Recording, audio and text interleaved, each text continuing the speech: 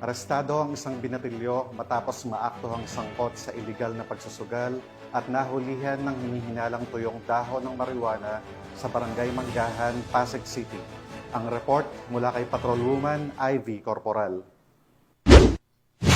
Naaresto ng mga operatiba ng Pasig City Police Station Follow-up Section ang isang 18 anyos na lalaki sa aktong pagsusugal at pagdadala ng hinihinalang marijuana dakong alas 12:10 ng madaling araw sa kahabaan ng Pechay Street, Barangay Manggahan sa Pasig City. Kinilala ang sospek na si alias Eduardo, binata, self-employed at naninirahan sa nasabing lungsod. Na-recover mula sa lugar ng insidente ang mga marked money at ang 2 sachet ng pinatuyong dahon ng hinihinalang marijuana na tinatayang may bigat na 2 gramo.